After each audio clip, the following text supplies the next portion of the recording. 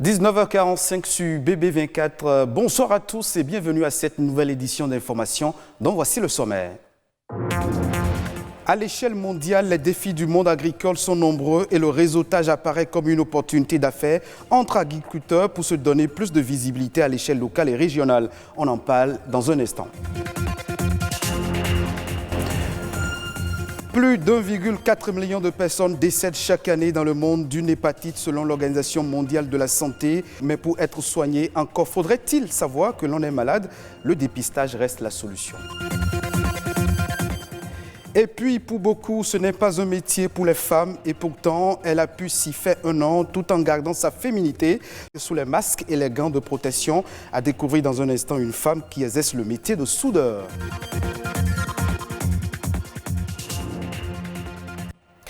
Le réseautage ou le networking, c'est la solution clé à tous les défis du développement de l'agriculture.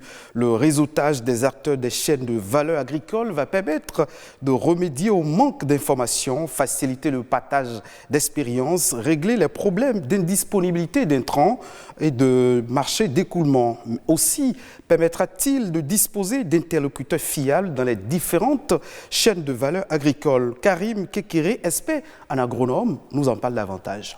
Le réseautage aujourd'hui pour l'agriculture c'est indispensable. Indispensable en ce sens que d'ailleurs ça se faisait, mais ce qui se fait doit être beaucoup plus professionnalisé.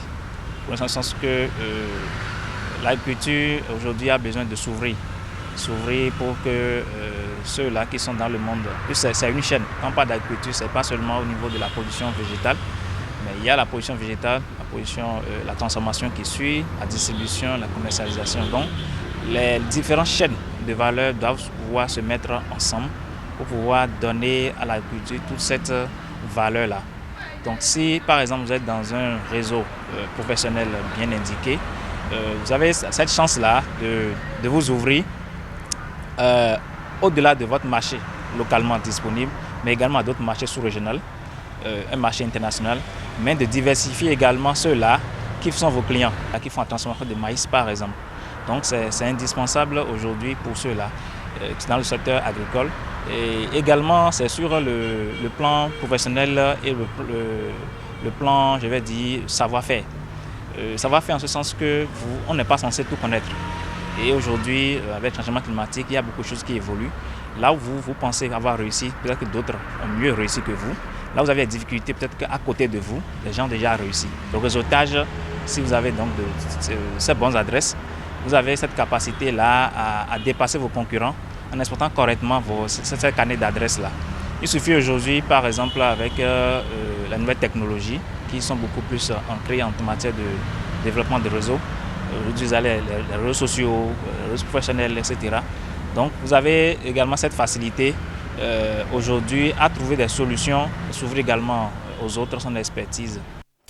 Santé à présent, souvent qualifiées de tueuses silencieuses, les hépatites sont multiformes et seul un dépistage précoce permet de connaître son état sémiologique. Quelles sont les voies de transmission et les traitements disponibles pour soigner les hépatites? Plus de précision dans ce reportage.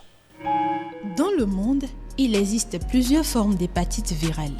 Selon le dernier rapport mondial de l'OMS, 325 millions de personnes sont atteintes de l'hépatite B ou C. Les spécialistes évoquent des causes variées. Et ces virus sont désignés dans l'ordre alphabétique suivant leur découverte de A, B, C, D et E.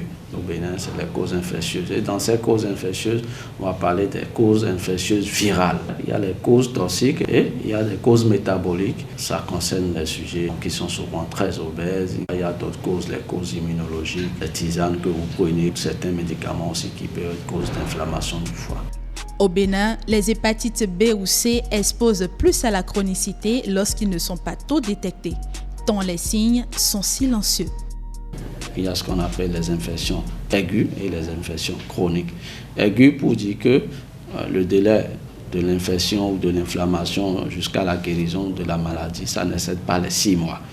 Quand l'infection évolue au-delà des 6 mois, on parle de chronicité. Et si vous passez à la phase chronique, ce qui voudra dire que vous êtes exposé aux complications. Et notamment les complications, c'est la cirrhose et c'est le cancer du foie. Dans 80% des 2 cas, il n'y a pas de signe. Avant que l'ITER n'apparaisse, généralement, vous avez de la fatigue, de la fièvre, des douleurs dans les articulations. L'hépatite est qualifiée de tueur silencieux. Son mode de transmission reste tout précoce et dangereux. La majorité ont l'hépatite B, mais c'est une contamination qui se fait très tôt dans les premières heures de vie, de la mère à l'enfant. Ça peut se faire de façon horizontale avec les enfants vivant sous le même toit. Les autres voies qui sont sexuelles ou bien sanguines, c'est beaucoup plus rare. Le virus C, c'est une contamination purement sanguine. Avec l'évolution de la science, il existe aujourd'hui un vaccin pour prévenir les hépatites et des moyens de traitement pour les personnes atteintes. On a du vaccin monovalent pour vacciner systématiquement dès les premiers jours de vie tout enfant qui naît. La vaccination pour l'hépatite B, il faut dire chez l'adulte, c'est le schéma à 3 doses. Concernant la forme aiguë, chez l'hépatite B, il n'y a généralement pas de traitement. C'est le repos et il faut éviter d'autres produits qui agressent le foie davantage. Tout rentre dans l'ordre, l'organisme se charge de régler le problème dans les 6 mois. C'est seulement ceux qui font une hépatite chronique active, c'est ceux-là qu'on prend en charge. Parce que les traitements qu'on donne pour l'hépatite B, c'est un traitement à vie. Alors que pour l'hépatite C, c'est un traitement de 3 mois et là, vous avez la guérison dans les 3 mois après le traitement. Le Bénin se situe dans une zone de forte endémicité. Pour plus de sécurité, les médecins recommandent le dépistage précoce et la vaccination chez les sujets sains.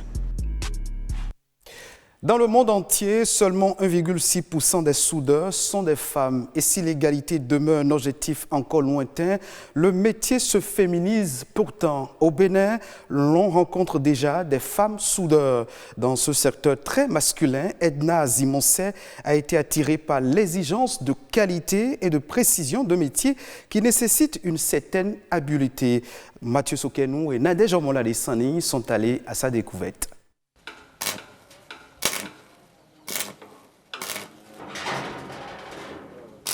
Diplômée ingénieure de conception en génie mécanique et énergétique à l'école polytechnique d'Abomey-Calavi EPAC, Edna Zimonset est l'une des rares femmes à poursuivre son cursus universitaire dans un domaine de prédilection des hommes. Sa passion pour son métier remonte à son enfance.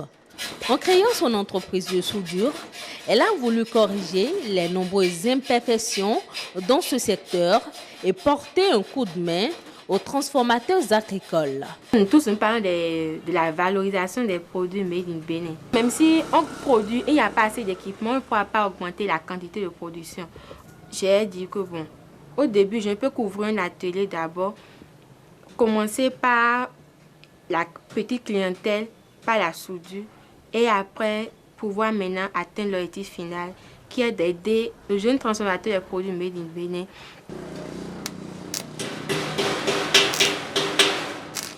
Entourée d'une équipe composée d'hommes uniquement, la chef des lieux ne se laisse pas intimider.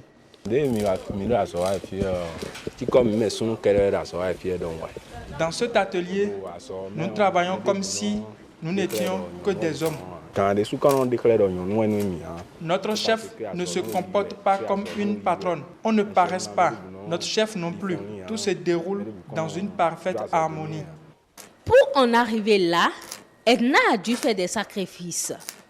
Bien qu'étant en cycle d'ingénieur, la jeune dame se rendait régulièrement au lycée Koulibaly pour des exercices pratiques. En un an d'existence, son atelier a déjà fait ses preuves.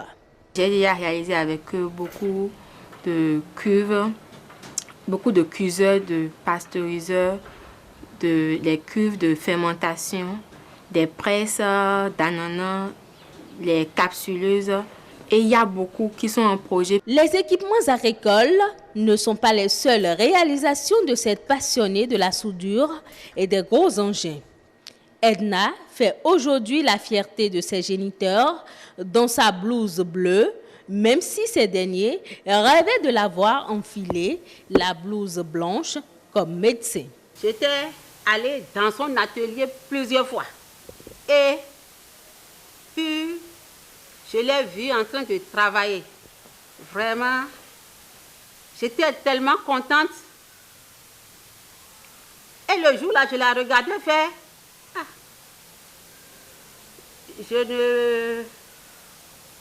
Le mot me manque. Edna Zimonset souhaite que dans 10 ans, les transformateurs agricoles béninois puissent disposer d'équipements localement fabriqués. Tout cela pour faire de son atelier un centre de référence dans la sous-région. Faisons un tour d'horizon de quelques faits marquants de l'actualité nationale. C'est la nation en bref et en images avec Amandine Niambosso.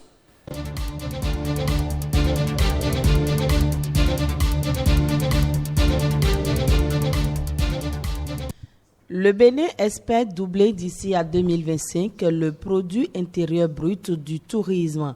C'est l'un des enjeux importants contenus dans le document de programmation budgétaire et économique pluriannuel 2021-2023. Le développement du tourisme intérieur est l'une des priorités du gouvernement à compter de l'année prochaine. Pour booster le secteur du tourisme, le gouvernement veut renforcer les bases matérielles et immatérielles de la culture béninoise. Il s'agit, selon les objectifs, d'accroître et d'améliorer l'offre touristique. Ceci passe par l'aménagement des sites touristiques et leurs voies d'accès, le renforcement des capacités des ressources humaines et la mise en place du compte satellite du tourisme.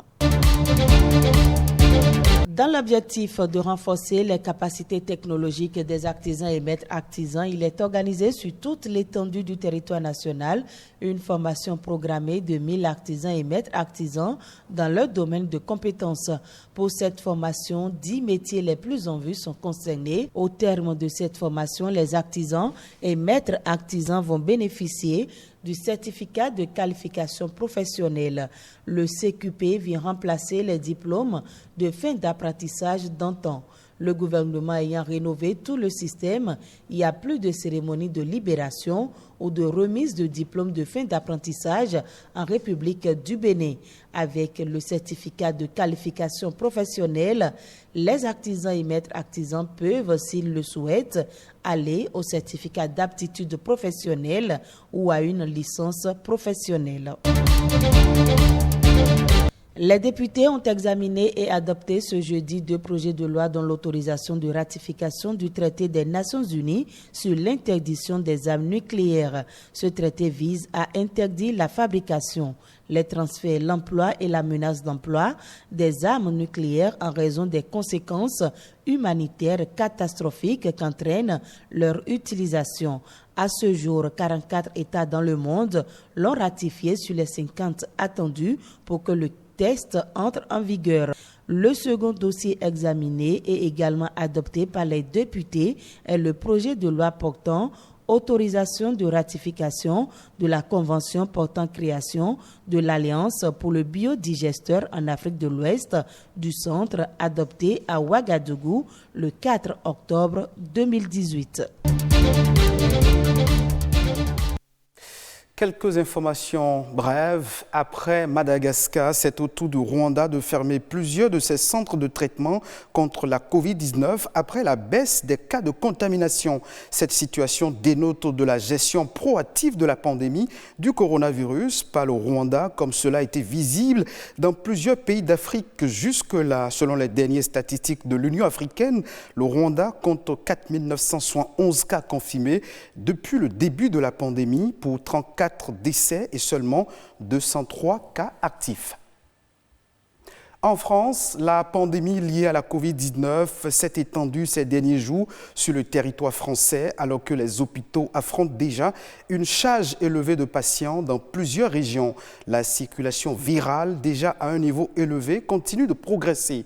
Le pays compte à la date du 22 octobre 2020 plus de 41 millions de personnes infectées et plus d'1 million de décès. C'est la fin de cette session d'information. Merci de votre fidélité. Retrouvez ce journal sur le site de l'ORTB, www.ortb.bj.